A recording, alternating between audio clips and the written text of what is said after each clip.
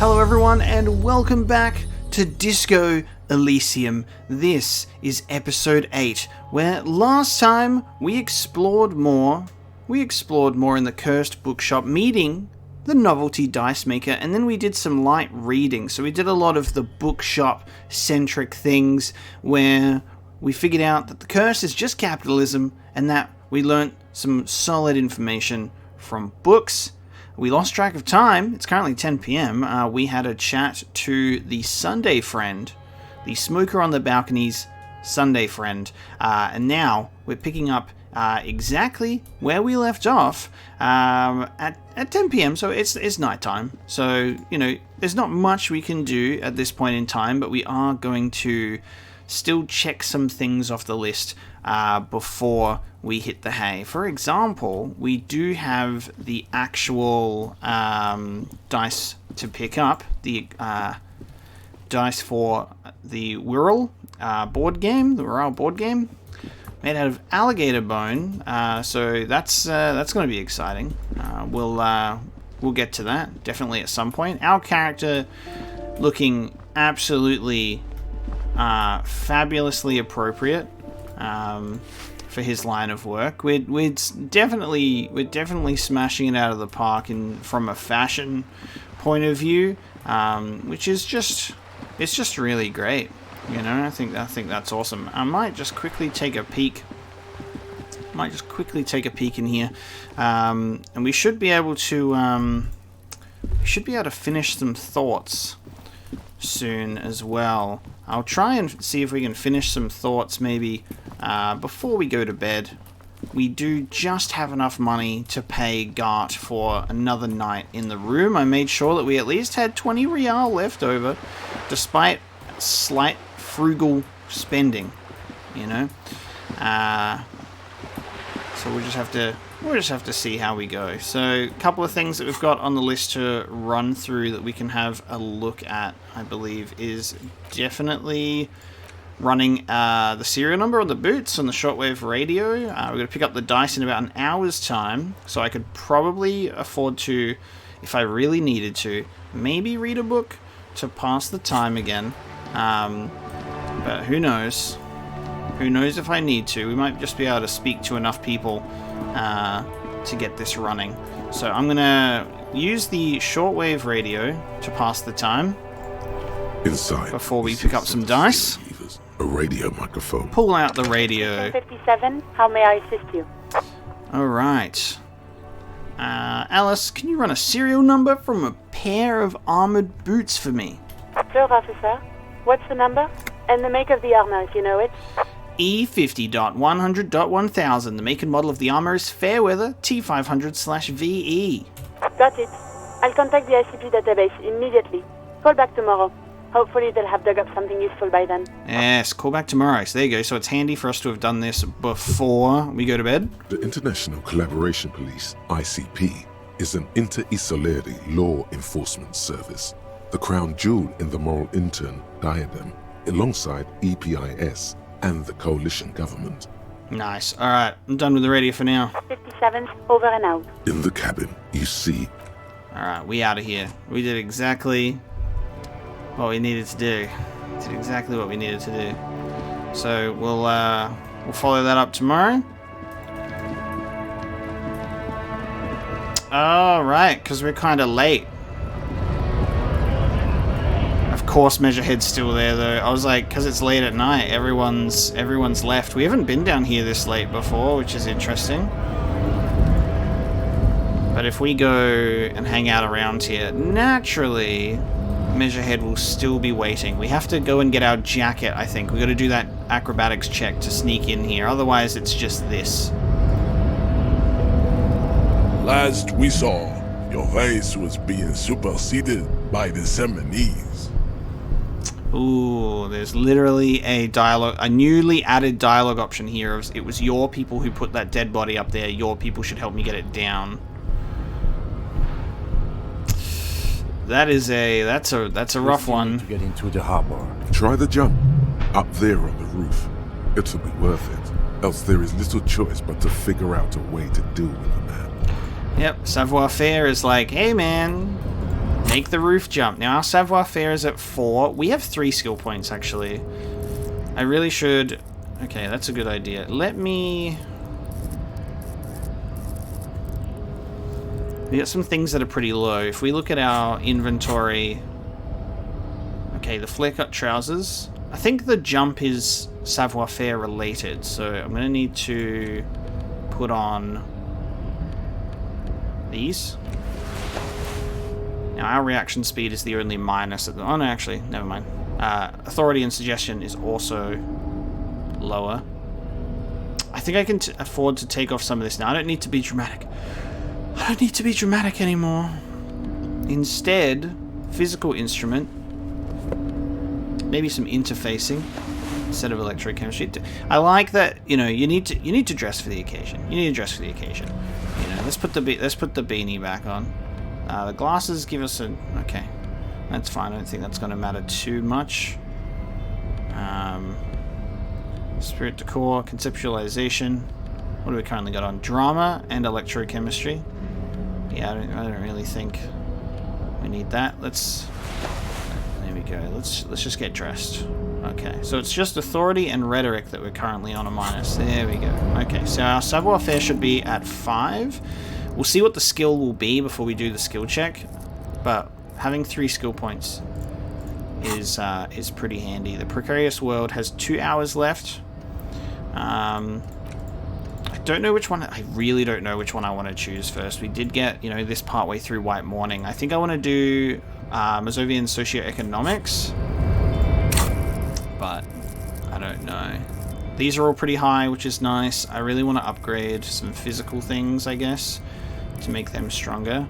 Hand-eye coordination, actually, I straight up need to just have, like, I've had a couple of hand-eye coordination checks, and it bugs me that I haven't been able to actually do much with it. I'm going to just put that up to 3 for now. Alright, it's 10. We've got an hour before the dice.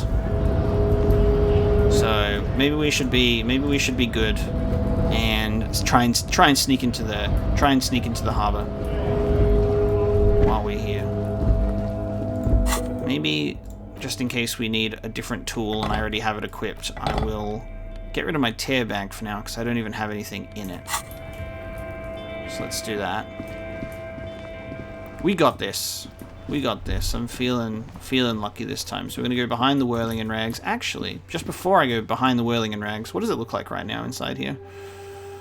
Is the Hardy Boys in here? Or have they gone home for the night? Ah, okay. They're still there. Moneyman's there. I'm just checking if there's anyone new in here on day 2, and it does not look like there is. No. Okay.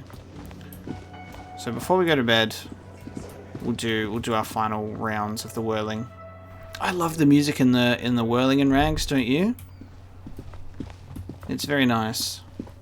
She's still there on that balcony, but like, I don't think we're not able to talk to her from here. Like, the smoker on the balcony was fine, but this is too high up. Not sure how to get there.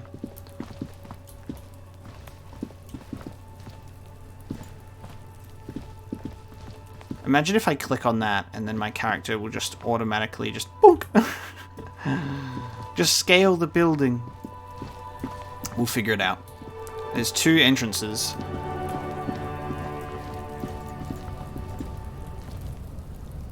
Unless I've missed a door. I don't know if it's tied to her apartment specifically or not. We'll just have to wait. We'll just have to wait and see. For now though. Let's get this coat. It's about time that we got this coat. We'll just see what the percentage is like. The tarpaulin cloak with possible RCM markings is still caught on the railing. 58%. Okay, so what I'm thinking is we try it with 58, and then if we fail, I'm going to put another skill point into savoir-faire and try it again. So the way that my luck has seemed to work in Disco Elysium so far is low checks, great. High percentages, no way. But even checks, I'm not sure. Let's do it and let's find out. Yeah, no. Okay.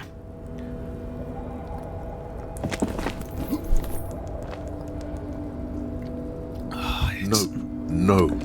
That's still too... That's not even that high, dude. You're not a gymnast. You're a boxer. And you've climbed way too high up there. Dude, it's like a meter. Maybe 2 meters max. Sure. Just be careful, okay? Looks like you almost strained a muscle there. Yes, I did. And it was my pride. Alright, savoir-faire is now at 6, and that's the highest we can put it with skill points, okay? The tarpaulin cloak with possible RCM markings is still caught on the railing. And we definitely don't have... Okay, we definitely don't have anything that will, like, increase it further, will we? Because that's minus. That's minus.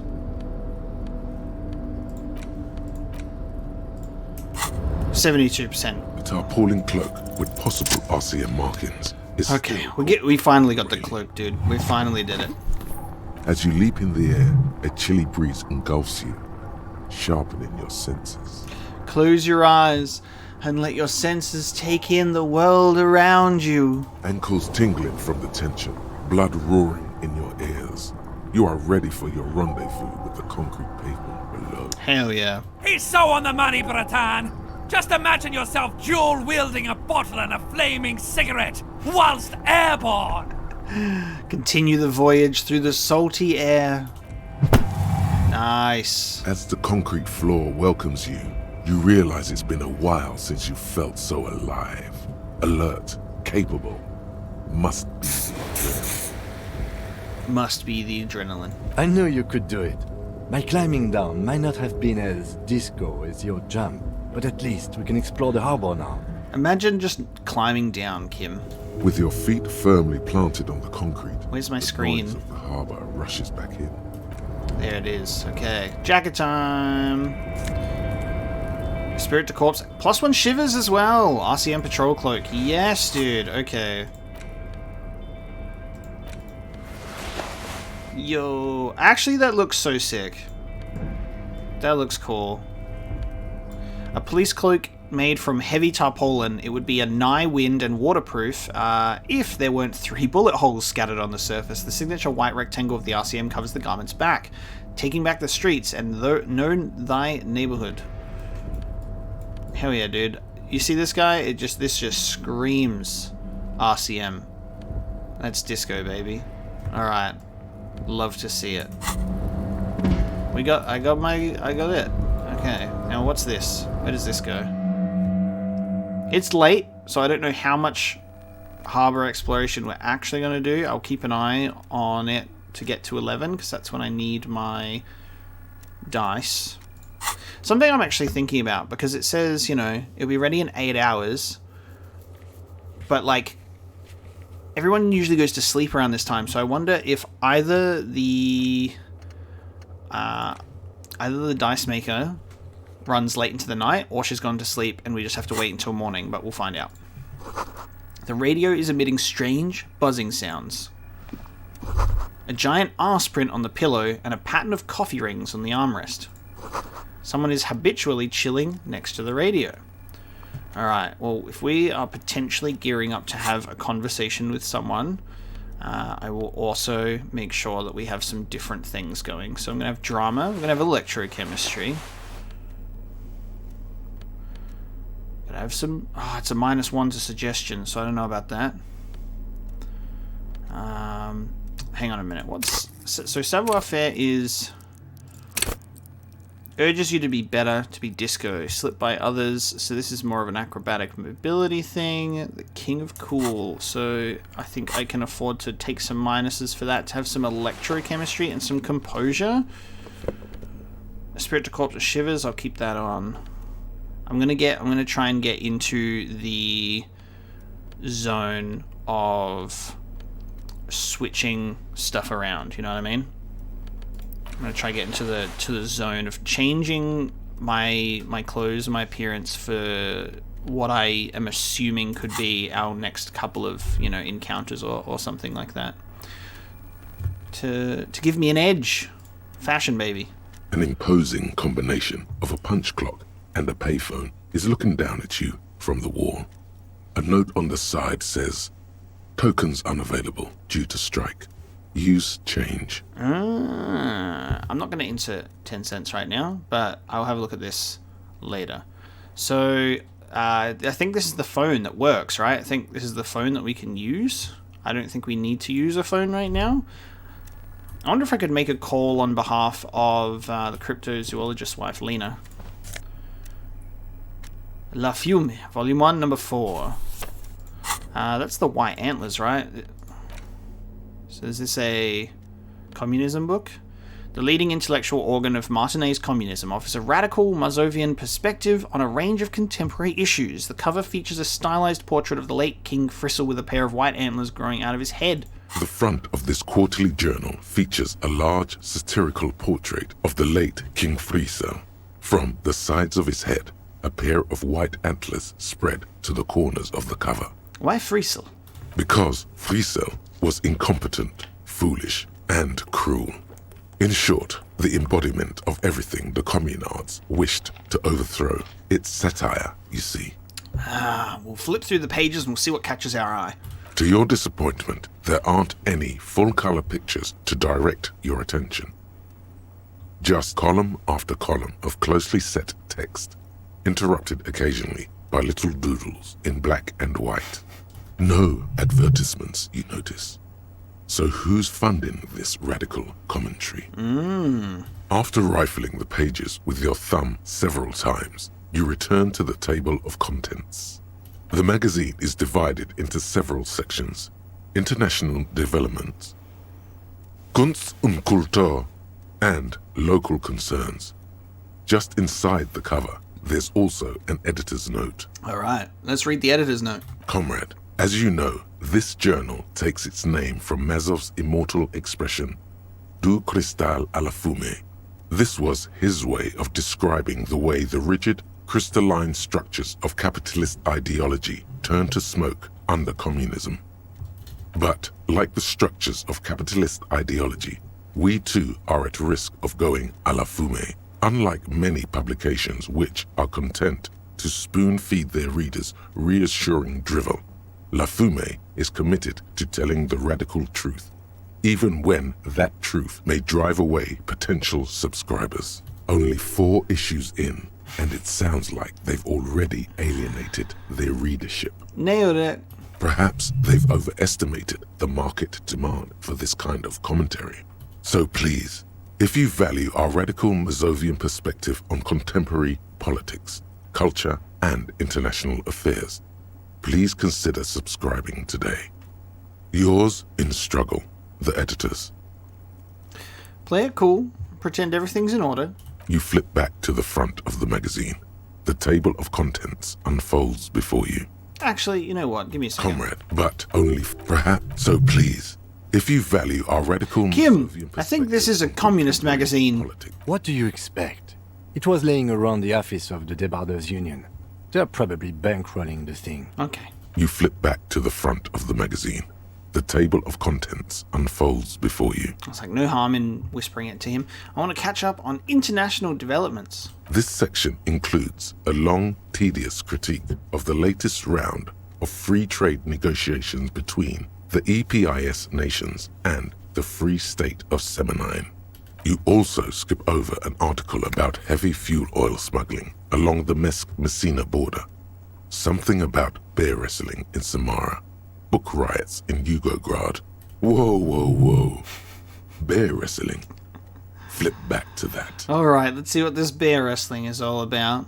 It seems to be part of a new public fitness initiative. Oh, of yes. the People's Republic of Samara, SRV, devised and promoted by none other than President Kenajinsky himself. Kanashinsky. According to this extremely credulous account, Uncle Sport, as he's affectionately known to his people, has recently decreed bear wrestling the national sport of the SRV.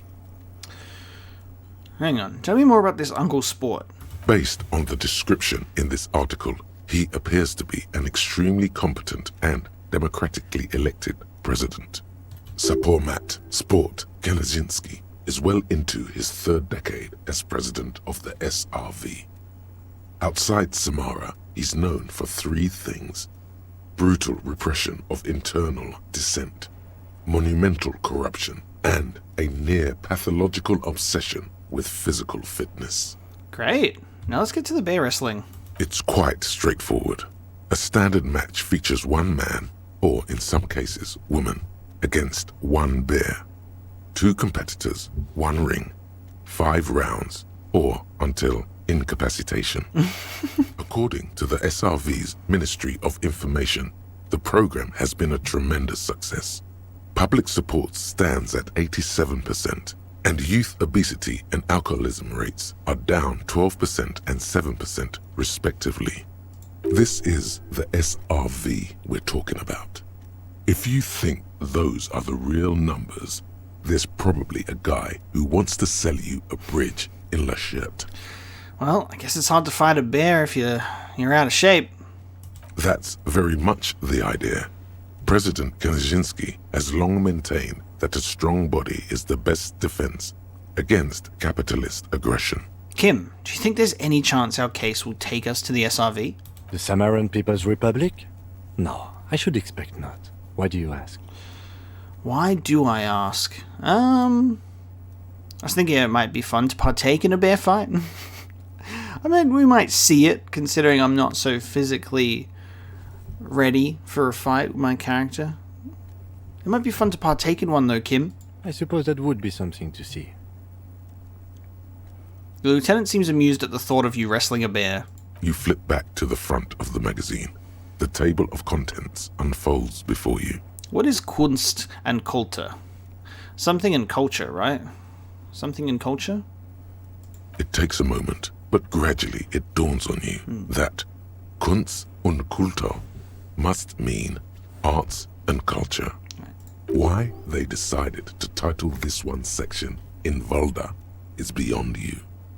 Obviously because it's cool to drop random phrases in foreign languages. Exactly. It evokes a sense of recognition and fellowship among those privileged enough to understand.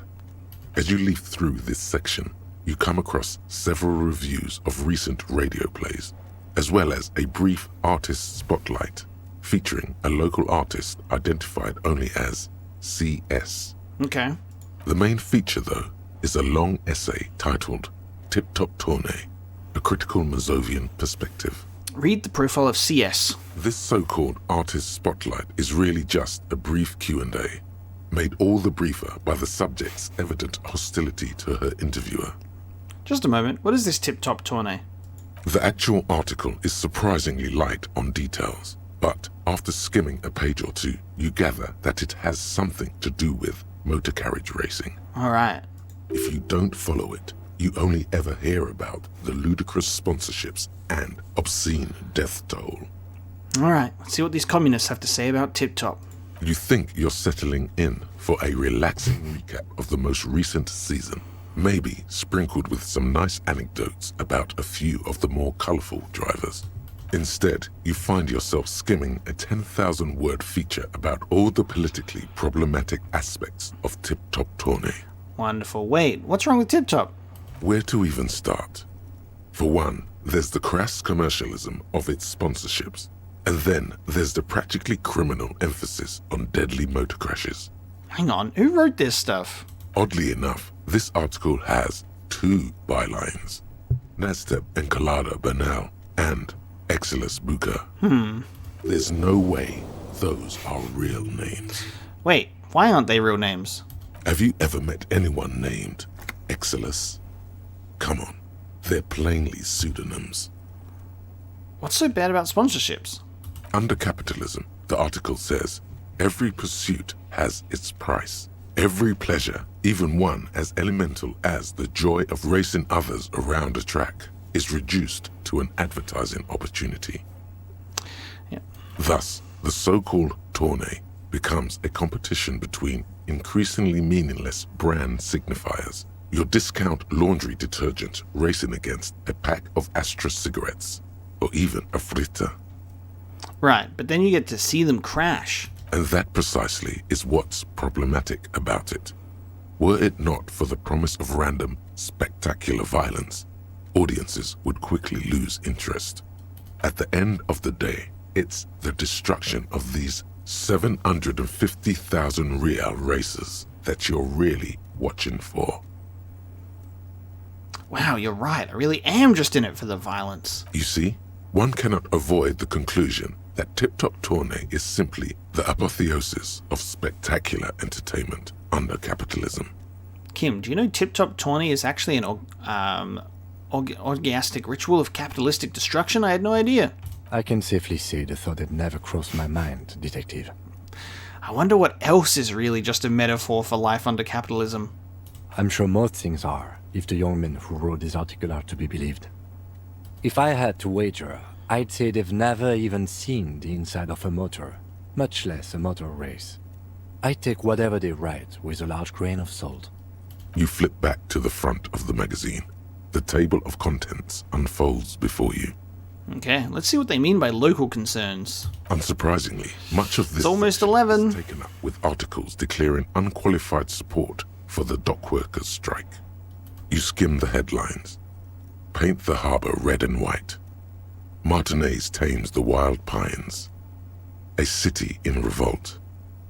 First we take Martinez, then we take La Delta. Alright. Finally, there's a brief article by the writer, G. Martin, accusing the owner of the Cape Side apartments of illegally attempting to evict certain communist tenants simply for not having paid their rent. Ah, this must be Gaston's handiwork.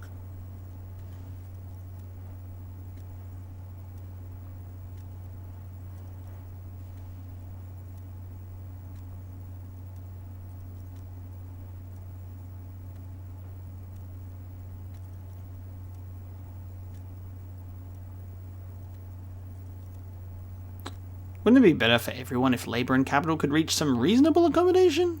According to these editorials, there can be no accommodation with the forces of international capital or their mucilaginous allies in the coalition. Hold on, what's this about a coalition? Judging from the context, it's something very large and fundamental. You should probably know about it already, honestly. Yeah, we really should, man. It's almost as if we already do. God damn it, Harry. You flip back to the front of the magazine. The table of contents unfolds before you. Nice. Put the magazine away. Maybe we should... I need to remember maybe not to read something as soon as I pick it up if I'm being cautious about time, because it's now 11. This is a Dewey typewriter. The model name is on the back. Every worker equals a member of the board is written at the top of the flyers. And at the bottom, the union logo and demand democracy. The door is locked and cannot be opened from this side without a pass card. A standard office file cabinet. The drawers seem to have been locked. Guess you have no choice but to talk to the union leader. Ah, yes, the union leader. Someone left the coffee machine on. The dark liquid in the pot looks almost sentient. On second glance, someone has forgotten to properly close one of the drawers. Oh, we're snooping, baby. It's unfortunate for the union to just leave their paperwork lying around like this. Oh, yeah. Let's see what's inside, he thinks. I think it's a decent job that we're in here at night, because I obviously would assume that there'd be, during the daytime, there'd be someone chilling in that chair, considering the arse cheek imprint. Let's open the drawer. The drawer opens smoothly. Inside is a well-organized selection of brown folders. Let's browse through them folders. Hundreds of documents containing logistical data. Two kinds of transactions stand out. Materials coming into Revachol from the outside world, from Muindi, Grad, and even Ilmara. And the same materials being handed over to companies inside Revachol. Couron, Coal City, La Delta, and Jamrock are listed among the many districts where the imports are being sold. Anything interesting? It's hard to make sense of this thicket of company names, dates, quantities, and percentages. You try to focus, but the lines are getting blurry. 58% volition. Force yourself to go through the folders. I feel like we might find something good if we go through the folders, man. 58%. Let's go. Look how blurry all the lines on these papers are. How unwieldy your own willpower is to yourself. You're like an absurdist Samaran monk, focusing through not focusing. God damn it. Hermeneutics was almost within your grasp, but now only vague letters float before your eyes. Less meaningful, but aesthetically more pleasing. Could I actually focus through not focusing? You are a police officer, not a spiritual healer. You can focus the normal way by turning your attention to something and not letting go. If I let my eyes go completely out of focus, all shapes start melting into each other. Is that what you're doing with those photos over there? No, of course not. Good. This is probably not relevant to our case anyway. After all, we're not investigating an accounting mystery. Oh, volition through focusing. Force yourself to go through the folders again, 72%. Whatever's hidden here is hidden well. Concentration isn't enough. Only a trained accountant with a background in logistics would be able to really make sense of it. However, there is a little handwritten note stuck on the side of the drawer. Imagine just saying never mind. Let's look at the note. It appears to be a to-do list written in large, uneven capital letters. Remember, Leo, Everart's shoes, special whirling borscht, water Everart's plants, sweep office floor, more banners. Okay.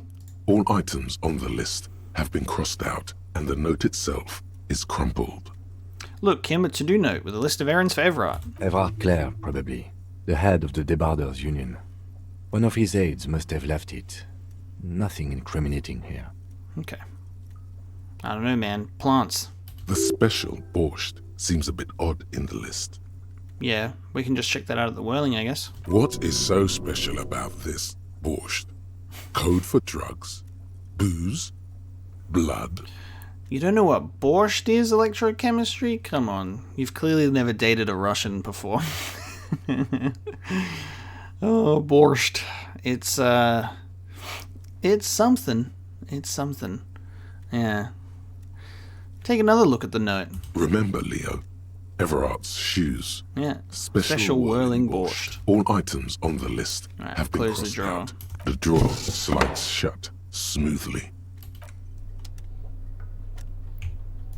Okay. Let's check this out. Oh, we got another postcard. Le Jardin 21. Let's have a look at that one. This laminated postcard offers a glimpse across the river. A little more than a decade after the war, the eastern bank is already fully renovated. The hillsides are lush with gardens and residences. Someone's parked a small beige airship by the fountain. This postcard will sell for a pretty penny. Okay, and we got some more stuff in the bathroom. Got some magnesium. Ooh, visual calculus. Need offer shades. No drama here, but visual calculus. I could take that over some logic, you know. Nice. Eye of the Reckoner, a bit dry. These were stuffed away in the dockworkers' union office. They're perfect for scribbling down paperwork when the sun tries to get in your eye. Good for staring down suspects too. Nice. Alright. So, it is now almost midnight, but we have checked this office. We can do the payphone, but it's late. So that's pretty good. I like that. Collecting rainwater. Now, however, we find ourselves, I think, in a bit of a predicament, because I don't think we can get back without having to go through this way. So I think we might just be over here now. At least 3 packs worth of cigarette butts and numerous empty bottles of Commodore Red and potent Pilsner. Yeah, I don't know if... This is the night watch. How do we get back? The name on the door reads, René Arnaud. René's the night watchman. Listen, it's okay to take a few minutes to yourself. Sit down and have a breather. Where is he? So this is where René works. I'm going to look around. If he's a night watchman, where is he? It's nighttime. If you must. But please hurry. We are pretty easy to spot up here. Okay. Nothing incriminating catches your eye. The cabinets are clean and their sparse contents meticulously organized.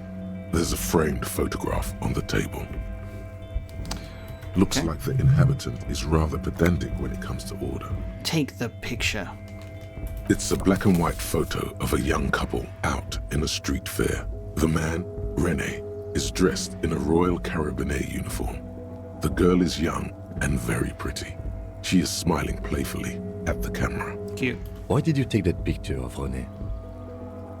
I'm making an artistic photo collage, Kim. Of course you are. What murder investigation would be complete without an arbitrary photo collage? Exactly. With the red yarn and the pins and the look at the we got to piece it together. This is one of those pieces. That's if we have a seat and rest. I don't know what that's going to do for time. Looks like okay, that staircase looks busted. All around you, great machines in quiescence.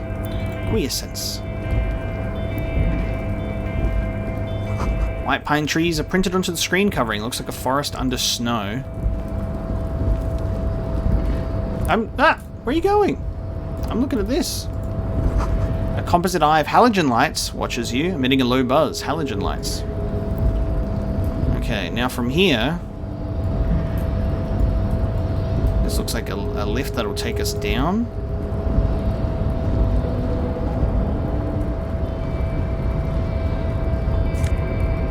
There's fed.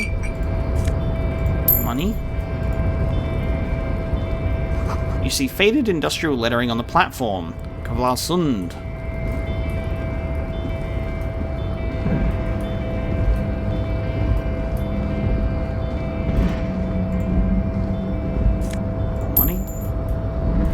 Thoughts? The shipyard ahead is oddly quiet. The great machines are sleeping. The speaker tower is silent. There is no work to organize in the yard below.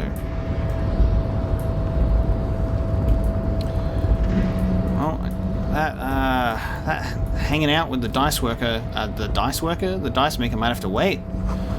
Kvaslund means Whale Fjord in Arden. I like that there's follow-up notes sometimes. So this will take us down to the ground, I think. Like a lift. A rusting control panel with several knobs. 2 buttons marked Marsh and Arret are faded with use. It seems to control the large crane above. A container is attached to its hook block. Nice. Marsh. On. Arret. Off. Press Marsh. With a loud grind, the crane shifts overhead, moving a massive metal container through the air. Okay. And...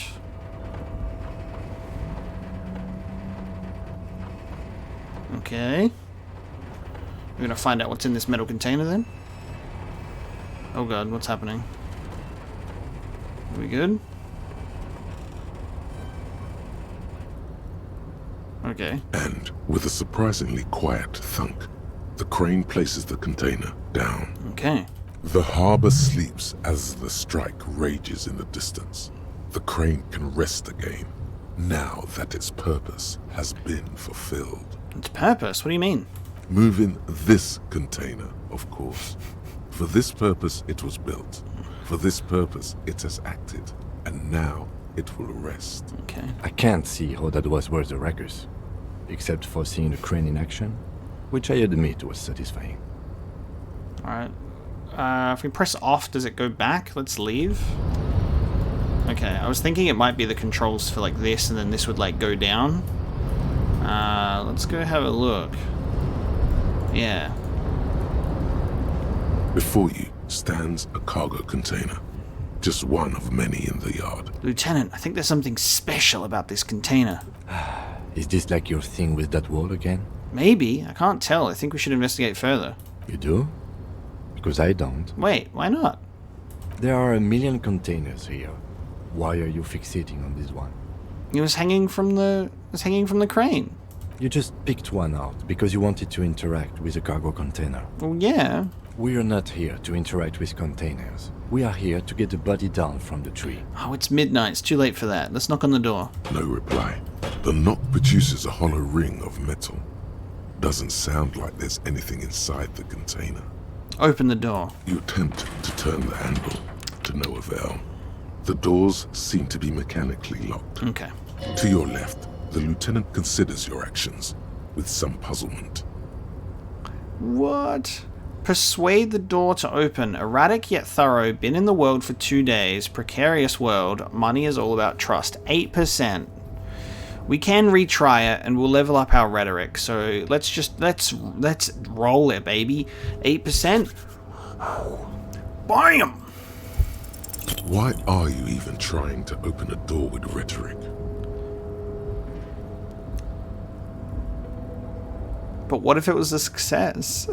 Because getting physical wasn't an option. Because what wasn't an option? Using my body over my wits? Now is not the time to get philosophical, detective. You can do that after hours. God, that would have been a crazy success story. Nothing more to do here for now. Okay. How are we getting out of here then?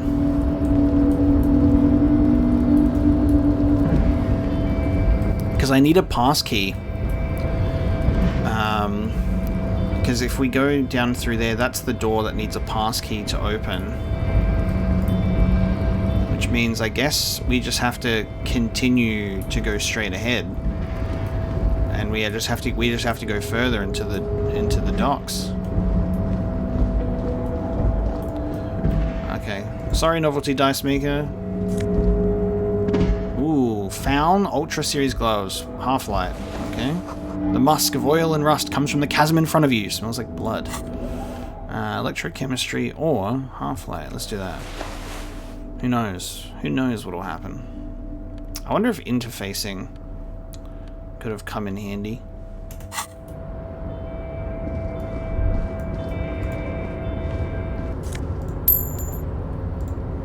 Industrial-sized thermo smells like burnt coffee. Just getting some more money. Oh, there's a dude here. Container, container, container. The banner sags under the weight of rain and snow. White waves on red. This is like the to-do list banner thing. Container, container, I'll turn you nice and red. Container, container, put the logos on. And there's Leo. We shouldn't be here, so this might be a problem. The lyrics to this container song are being made up as he goes along. The accent is so thick, it's impossible not to notice he's Ubi, from the vanishing peninsula of Ubisund on Normandy. Container, container, used to be Wild Pines. Container, container, now belongs to Everard. The tiny man is so engaged with his work he doesn't notice you. I may just not interrupt. I have a feeling that it might be a bad idea to interrupt him at midnight when we're not supposed to be here. A large table, Kind of my thought two process. huge vacuum-insulated thermal coffee dispensers. Someone has forgotten a small plastic card next to the stacks of cups. Like, I feel like we'll have another opportunity to talk to him when it might not be a terrible idea. Alright, let's pick up the card. You snatch up the red plastic card. It features a black contour of a crane lifting a container. The name, Etienne Ogart, is written in the middle. Below it, in smaller text, member of the board. It comes with a magnetic strip meant to open electronic doors. Does that mean I can go back to that container and open the door? I think that's what that means, right? Oh, and this is the photo of the happy couple. A black and white photo of a couple posing in front of a Ferris wheel. The girl is young and pretty, the man clad in a fancy uniform and smiling. On the back of a very steady hand is written the words Rivershoal Fair, summer of 91. It's not... There's nothing here for that card that we just picked up. So it might just be an invisible item we have now. A stair made of pallets leading up. There we go. Okay, someone's office. I'm assuming Everett's. A taxidermy fish that tells time. The desk has been cleaned out for the night. It's been cleaned out for the night. There you go. Doesn't look like I can... Okay. I can't get through. And it being cleaned out says a lot. Hang on. A smart man doesn't leave any incriminating documents behind. Okay, there you go. So coming here at night does not do much. How do we get out of here? I feel like it's got to be this card. We can open the container, but I don't know. Besides that, we're kind of at a dead end. Oh no, hang on. We've just picked up that plastic card. I think that it's the door. It's a card for locks. I think this is actually supposed to be to get us. This will get us out, not for this. It's actually for the door. You're back before the cargo container. Yeah. I don't know why I thought it was just like this was the first thought. They went, oh yeah, it's going to be that. Forgetting that we can now literally exit through that door. Yeah, it's green now. Cool. Duh. Alright, which means we can come back here. Oh, should we speak to Leo? Should we speak to Leo at night? Or we can just speak to him tomorrow. Or maybe because it's nighttime and he should be sleeping, that maybe he's only here during the night working late. Okay, we're gonna talk to Leo. We're gonna talk to Leo. Fuck it. We'll talk to Leo. Do a quick save just in case. And we'll talk to Leo.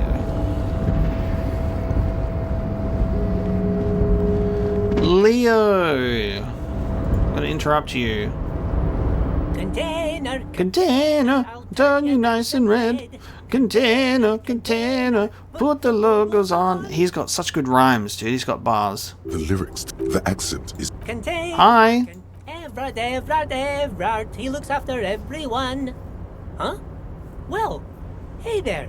How can I help you, mister? Okay, he's actually so sweet already. He wasn't just like, hey, you're not supposed to be here, laddies. I see you are not a union man, mister. Did you get lost? You're not one of them scabs, are you? A shadow passes over his kind face. What is it with you people and scabs? I mean, I don't personally mind. Folks is just folks, you know, and folks gotta eat. He doesn't seem to be waiting for you to answer. Just some of the other guys don't look too kindly on the scabbing kind, if you know what I mean, mister. Okay. You're Ubi, right? Oh, yes. Born and raised in Arish, mister. Mum had to leave my dad after he got a bit violent. Took us here to the new world. I was about 10 then. Too old to lose my accent then. People say us Ubis are up to all sorts of trouble with sheep and other animals and whatnot. I just want you to know there was never any of that where I come from. No, sir. Those are just nasty rumors. Thank you for clarifying that, sir. What are you doing with the containers? Oh, I'm just making some covers for them containers here. Yes, I am. Yes, I am. So it's easier for the crane operators to spot them. I'm fairly sure we have stuff that can increase our logic, so I might wait. Because it's a red check too. Every red check is a fail right now, right? Every red check's a fail for another 15 minutes. So the game doesn't even make an indication, by the way, when it's a red check, that it doesn't remind you. It should say 0%, don't you think? It doesn't even remind you that we are internalizing a thought right now. So even if I increase my logic, I have to wait another 15 minutes. Let me ask you about something else. We'll ask that question again in 15 minutes' time. Sure, mister. About what? Where is everyone? The harbor's empty. Oh, most of the guys are down at the gates, keeping the scabs from coming in. He leans in with a confidential look. We're on a strike. The whole union is. You don't have to work when you're on strike. Ha! We haven't worked for 2 months now. So no one is working? Not everyone is down there, of course. Mr. Everard is in his office, where he always is. And Jean-Luc is guarding the gate. He pauses to think. But Titus and his boys got into some drunken trouble and Everard sent them on a nice vacation. For a week or so. He stops, but seems eager to tell you more. So that's the Hardy Boys. What trouble did Titus and his friends get into? Oh, I'm not really supposed to talk about that. That's union business. He smiles and leans closer. Not anything about a lynching? Him and his boys stirred up something in town. Probably drank too much and got into a fight or something. I heard Mr. Everett telling them to take some time off. But what did they actually do? I guess the boys got a bit too rowdy and had to let out some steam. I don't really know the details. Well, that's just how boys are, you know. I haven't been in a fight since I was in middle school. Easy, Leo. Let's keep this on the Hardys. He looks to you for assistance. Too rowdy. Leo, what kind of fight did they get into? Did they kill a mercenary? Too late. Leo's mouth is still moving, and the words are spewing forth. Words, and look, even more words. This guy could go on till the end of days. Now he's talking about some drunk sawmill owner who... No, he already switched to a prized fishing rod he apparently owned at some point. You know what? just cut in there with your questions. Okay. Do you work here? Yes. Everybody needs a job, and this is mine. I'm Leonard, by the way. Leonard Bellick. But everyone calls me Leo. Leonard Bellick. Leo. I'm like Mr. Everett's right-hand man when Mr. Edgar is out of town, and Mr. Edgar's right-hand man when Mr. Everett is away. True, because the twins, Edgar and Everett. Actually, Miss Beaufort is the right-hand man, but she's a lady. Who is this, Miss Beaufort? The lieutenant looks up at Leo. A real pretty lady with a skin like those Douai Sucre candy bars my missus likes so much. Them are real nice to suckle on once the dinner's done and me and the missus sit down beside the radio. But I can't listen to the radio all the time. There's so much to do around here and I'm always busy keeping things running here. Yes I am. Okay, hold on. Who's this Miss Beaufort you mentioned? Oh, Lizzie. She is a real sharp tool. Mr. Everett put her through some fancy school and everything, east of the river. 4 years she was gone, and when she came back, she was all fancy and lawyerly. Lawyerly? But she's a real nice girl. Grew up in this here neighborhood, knows everybody and gets along with everyone. Real pillar of the community one day, I'm sure. If me missus and me was to have a child, I'd be real happy if she turned out like her. But she can't have kids. Oh. Dr. Lemaitre said so. And she knows about such things. Been a doctor for almost 50 years, she has. He sighs and falls silent, watching you meekly with his blue eyes. Law school? Could she be talking about the union fixer, aka the gardener? Oh, maybe. So is this the union fixer, the gardener? Looks like it. Yeah. I'm not sure what a fixer is, but she is a real nice girl. Smart as a whip, too. Are you the Leo who wrote the note to make more banners? That's probably not a question we should ask. That shows that we're snooping. What's in that container over there? That's an innocent question of curiosity instead. Oh, that one. That should be empty as far as I know. Lots of containers here have nothing in them. They're just waiting to be loaded up. Okay. Told you. Okay, Kim. I'm looking for the leader of the dockworkers union. Oh, you want Mr. Everett then? He's an awfully nice fellow, he is. Him and his brother are both nice fellows. They've lived their entire lives in this here neighborhood. Okay. He coughs, then continues immediately. Guys like Mr. Everett and Mr. Edgar, his brother, are real good guys. Made Martinez what it is today.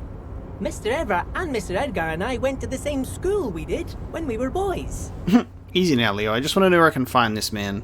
Oh, Mr. Everett is usually in his office, of course. But he already left for the day. He always leaves around 10 p.m. Okay, 10 p.m. So we missed him. Just missed him. Just missed him. All right. Oh man, should we ask him about the? Should we ask him about it? I don't know if we should ask him about it. He seems nice enough. Oh yes. I leave all kinds of notes for myself. That Okay. old head of mine ain't so good at keeping things in no more. I almost forgot about the borscht. What was that about the borscht? Oh yes, I've been taking special whirling borscht to the men every day since the strike started. It's very, very good. Makes a man feel so warm and happy. I feel like I could take on Mr. Renadan's boar dogs every time the lunch is done. What do you mean by taking the soup to the men? Is it for striking? Yes. I'm taking it to them.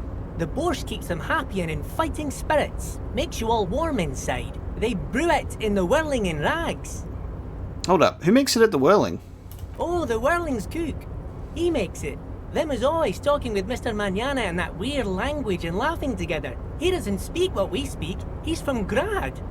Okay, something is off about this borscht. I'm gonna look into it. Oh, sure, mister. Sure. You do that. Yes, sir. Okay.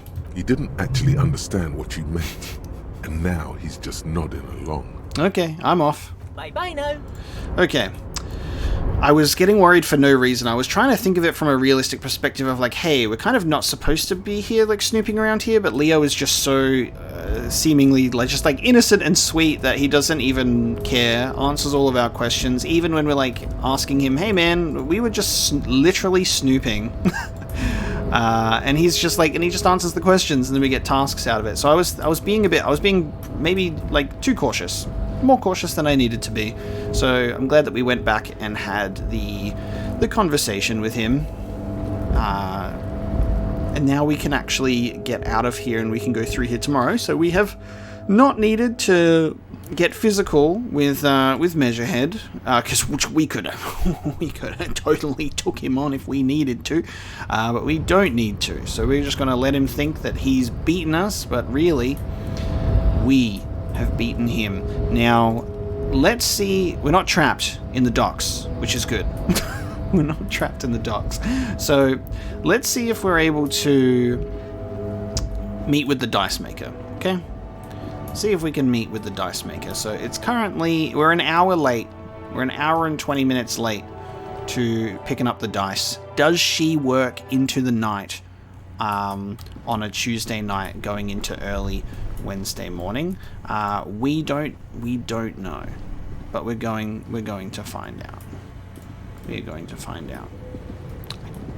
Still confused about where that other die has gone. The blue one. I really thought we'd just find it in the chimney or downstairs, but unfortunately not. So let us go through here. But where are the clothes it used to display?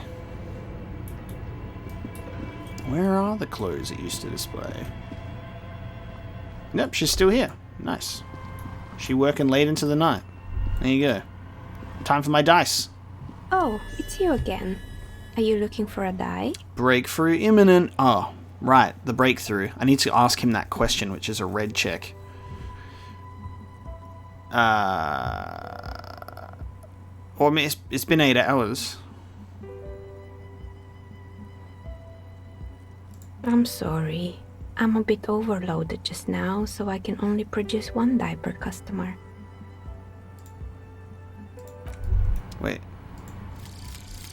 The precarious world. Woo! There it is, baby.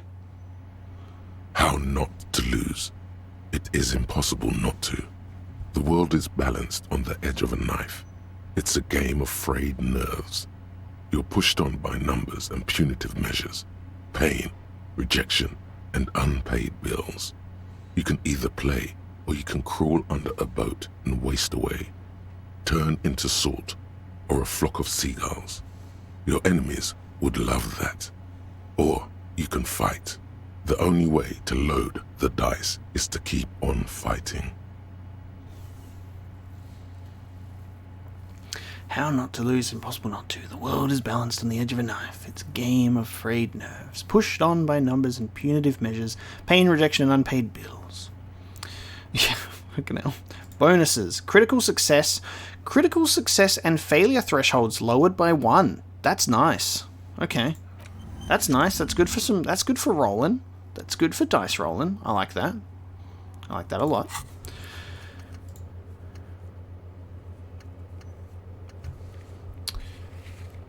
We've got money.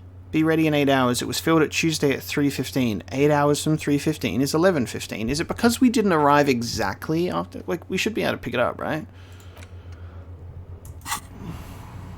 Oh, it's you again. Are you looking for a die? Okay. Am I... Dice Maker said your order will be ready. Pick it up from the doomed commercial area and be sure to have money with you. We are in the doomed commercial area, right? Unless the order is not with her specifically. That doesn't make sense, though. Oh, it's you again. How did I... Some of my friends will roleplay. I've grown crafty over the years. You like your dad. We're in... But when I... Plaisance was right. Creative. When she arrived here, there was no room anywhere else. We can only say, can I order another one? Is it... It hasn't glitched because she gave us free dice, right? Do I have... Maybe I just have to wait till tomorrow. Maybe I just wait till tomorrow. I don't know. I don't know. I guess we'll just wait till tomorrow. Now, what was the red check? It was a logic check? I believe it was a logic check, right? With Leo. So if I put on these two things, and I look very logical. I look very logical. I'm gonna run back to Leo and ask him that logical question now that my red checks can be passed again. Alright, Leo, let's have a chat. Hey, mister. I knew you'd be back to talk with old Leo here. Yes, I did. It's like Lady Larice said when she opened a bathhouse in the basement of my apartment building. They can only get so far before they're aching to get back. And lots of folk really did keep coming back. Leo, in the future, could we keep this greeting shorter? Sure, mister. Absolutely. Okay. I'm always willing to help out nice fellows such as yourself. Okay, he smiles his disarming smile and looks you deep in the eye. Now, it was the first one, right? What are you doing with the containers? Oh, I'm just making some covers for them containers here. Yes, I am. So it's easier for the crane operators to spot them. That's a 6 on logic, 83% chance. What's going on here? Look at the mountains of containers rising behind him. The containers in the 2 6s! in wild Instant win. and the mountains rising behind Leo is all red in Union colors. Critical success. Ah! That's the thought that we just completed as well. So while you're thinking on it, you instantly fail every red check, but now it has increased our chance. It's increased our chance for those critical successes, the double 6s, while also reducing the, I think the requirement by 1, which is cool. Good stuff. It's like some red infection was spreading outwards from the container yard's core. There appear to be cisterns underneath the Union container covers. Okay. This looks like a massive redecorating operation, Kim. Leo, has anyone told you why you need to change the covers? No, not really. Miss Everett doesn't tell me all the big things. Says I go and tell them to everyone. Okay. What is underneath these red covers? Oh, I don't know, mister. They say it's some chemicals. Most of them have labels on them, I think. Chemicals, huh? Looks like a massive redecorating operation, Kim. Yes, they are hiding it from the inside. All the red containers have the Debarders Union logo on them. Alright. Thanks, Leo. You've been very helpful. Oh, no trouble at all, mister. No trouble at all. Alright. Red check completed. So we found out that there's, there's some stuff. There's some stuff underneath the stuff. And now, at midnight, day 2, I think it's time for bed.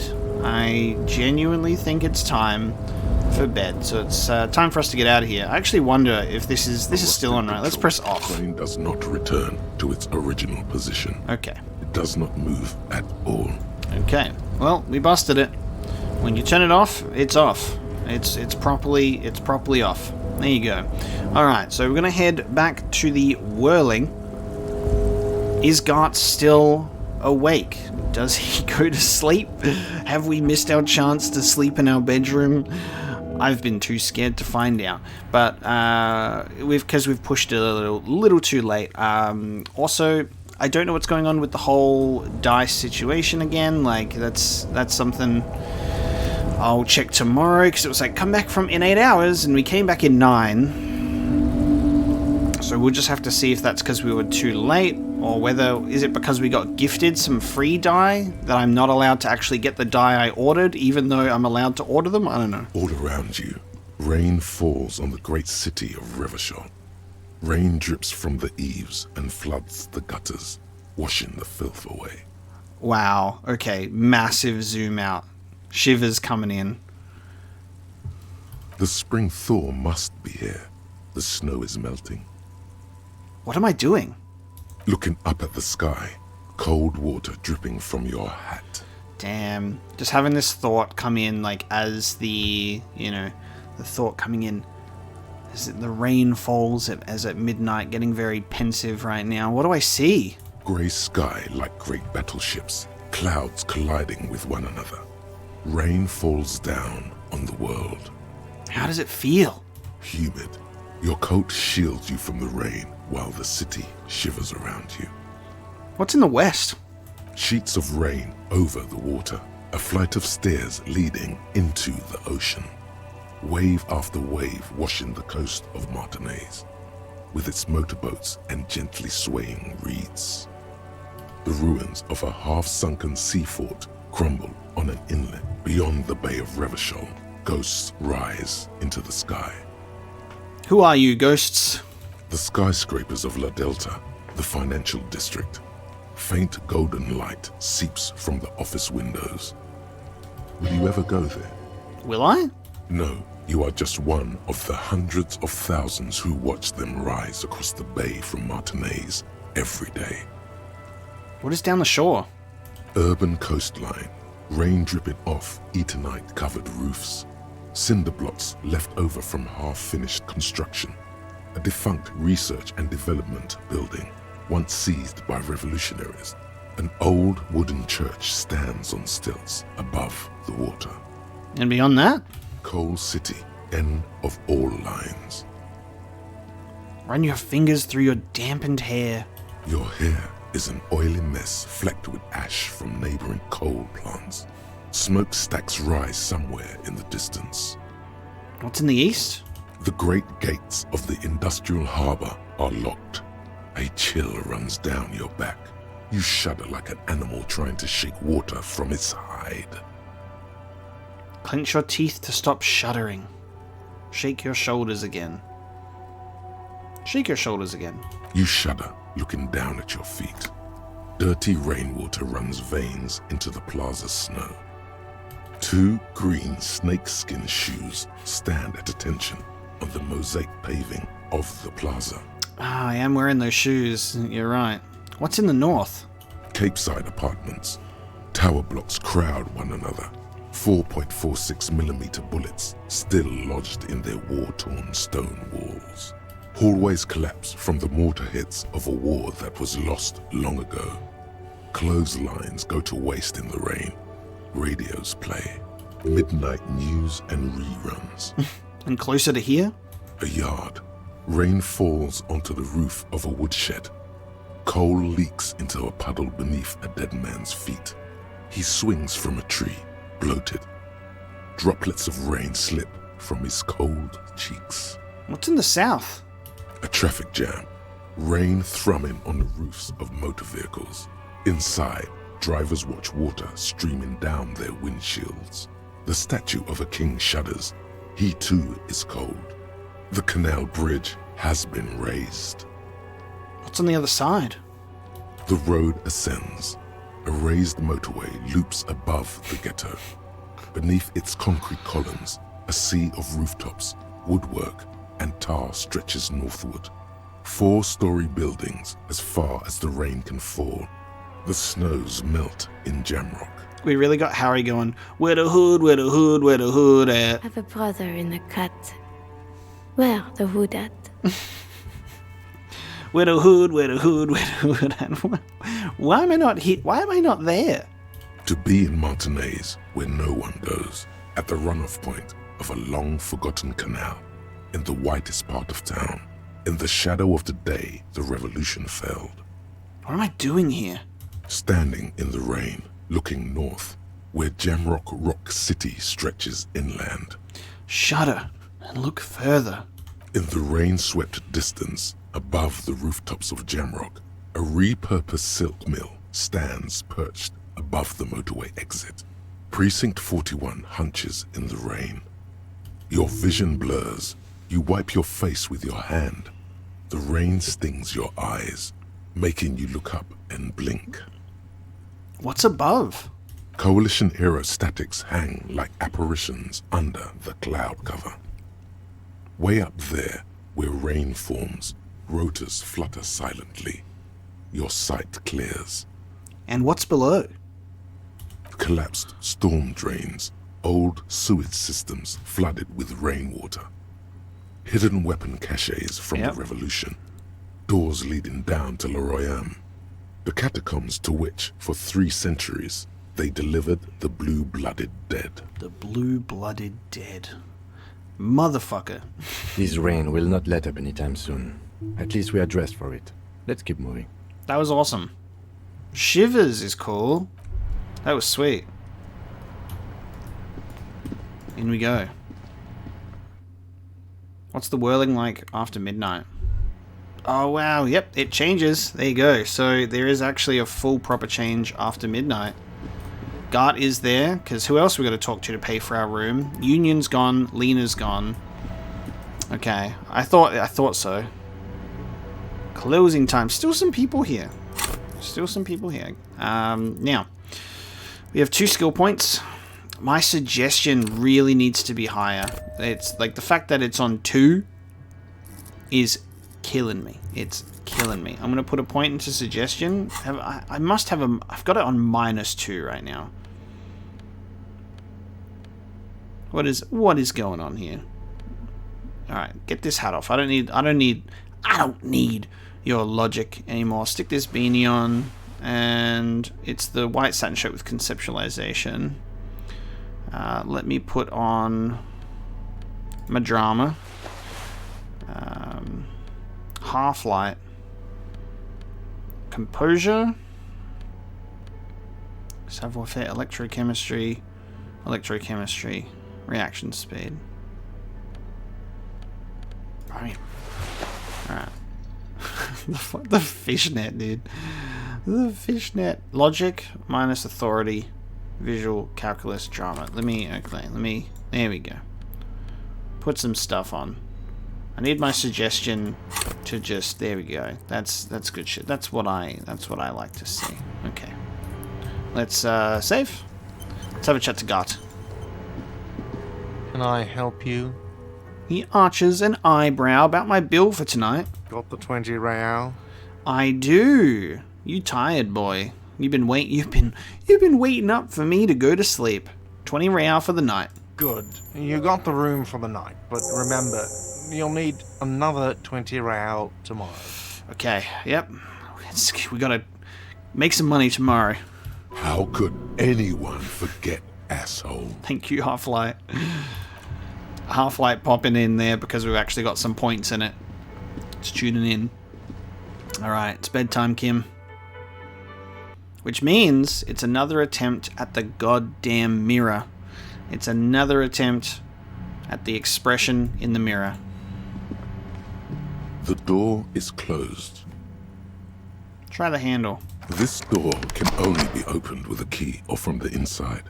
Still nothing. The lieutenant gives you a quick glance. You should punch a fucking hole in it. Holy shit. Okay, Half-Life having a couple of points in it is really just coming in, isn't it?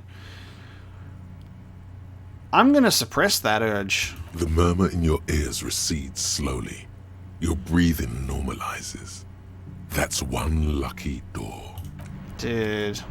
Okay. Sorry, Kim. Sorry that you had to see that. I guess we just do this for bedtime, and then if Kim wants to debrief on the balcony, we chat to him when we're going to bed. I think. If it happens. He just says, see you in the morning. And then he's left our party. Oh! Oh! Hang on, I just realized. There's something we were supposed to do. Oh, no. Actually, never mind. He just fucking disappears. Never mind. No, it's actually fine. I remembered that we did have a task to talk to Joyce with sneaking away from Kim, but we asked him to step aside for a moment. So I got myself too excited. But we are actually without Kim now. So we could fuck around. I don't think there's anything that we need to do without him, though. Except punch a hole in this door. And then Kim's going to be like, what happened to that door? No idea. Alright, bedtime. We're in the apartment. Okay. Let's try this mirror. A mirror hangs on the bathroom wall. In it, your face, adorned with the expression.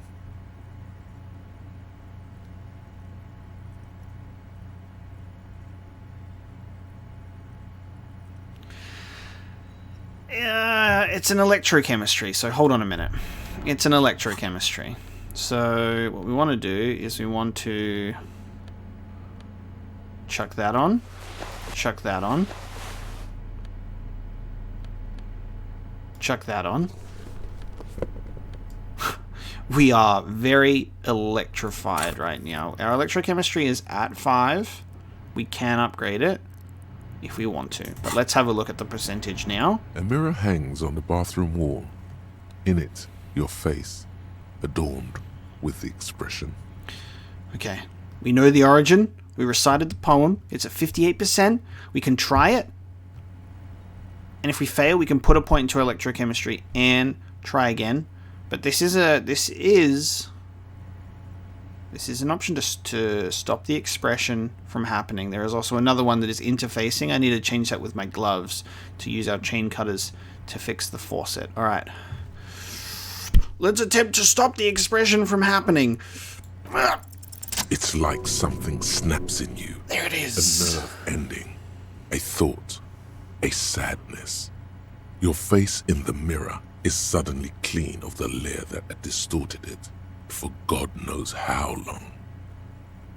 Just like that, It's over. The running gag that your life had become. A sad old man looks back at you. There it is.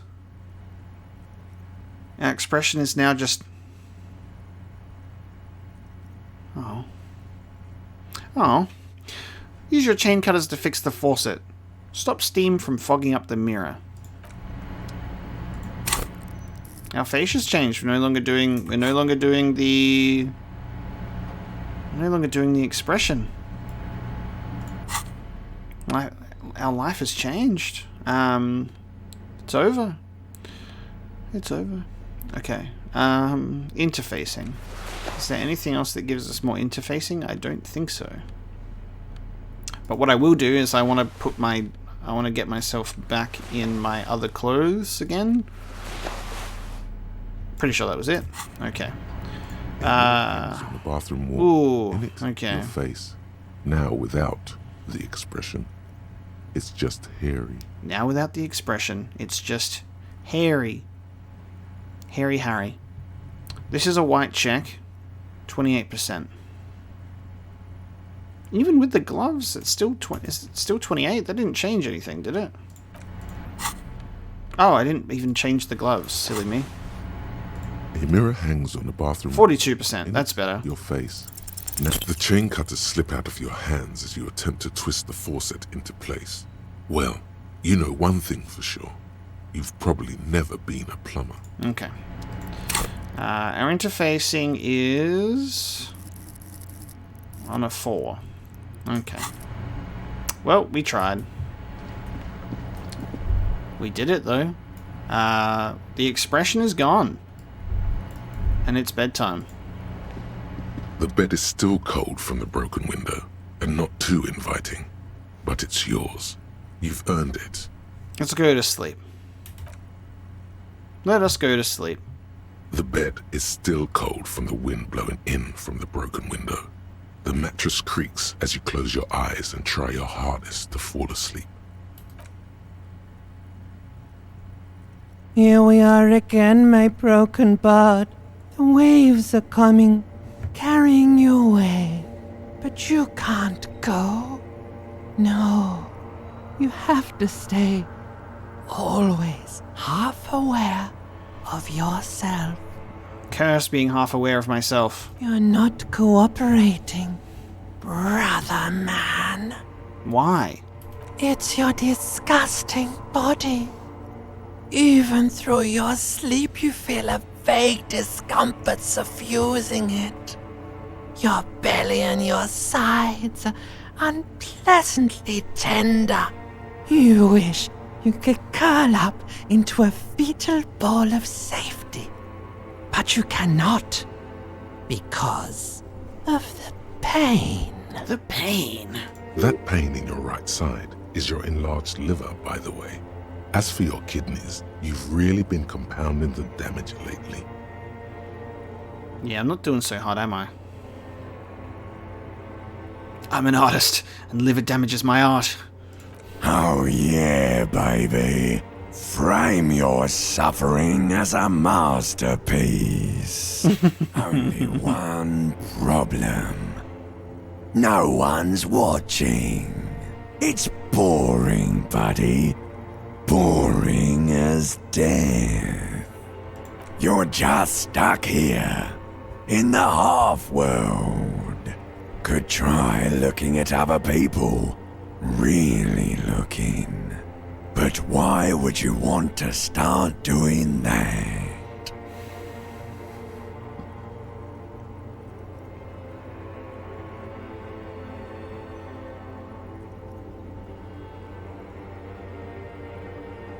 I will. I'm looking at people all the time. I like them.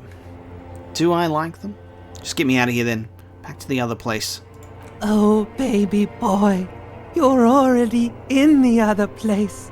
There's no nourishment for you tonight. Maybe tomorrow. Maybe if you know, like, took a lot of drugs before you go to sleep, that'd do the trick. A lot of speed? Maybe if you cracked the damn thing, then you'd feel satisfied and tired, holding the picture puzzle in your hands, complete. Maybe if you weren't so hard on yourself. Oh. What do you think you're doing right now? Coming to some greater awareness? Look at all these lights, blinking in and out of existence. Thoughts!